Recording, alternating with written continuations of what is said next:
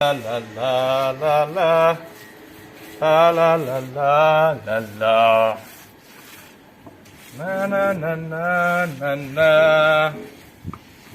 la la la la la la la la na na 다 가자. Arabayı sen nereye getirdin? Nerede? Uy.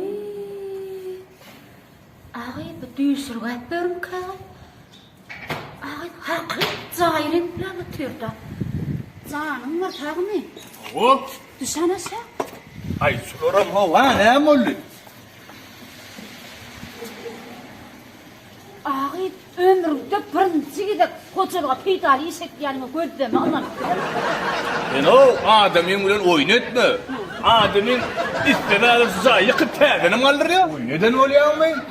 Yok oynatamam. Arkayını ver. Ya şun dinleyin mi? Bir çay çağırsam koy. Çayını çeli. Sen çay var nedir getir yani. Ağay hakikaten gözlerinden falan oktanım.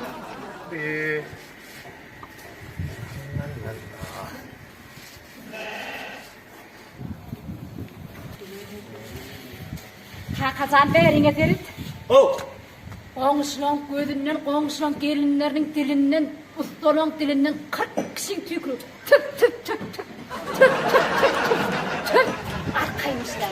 Ne diyemem? Kimin gözleykin ayol uyda? Kimin gözleykin? Bitiğime. Gözünden, dilinden, qoğuşlan telkişlerinden görüp.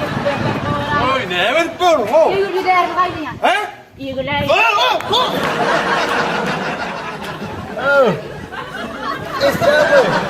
Vay Bil Bey. Komşuna gözle kaybedin. Ferhat abi işte.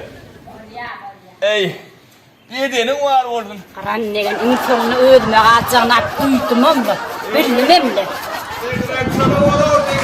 Kayıkırman var ya. Ana yok korkudan sana. Nata, dinem gördüm le. Ömründe birinci gidip kocalığa peydali işet geldi. Peydali işi mi?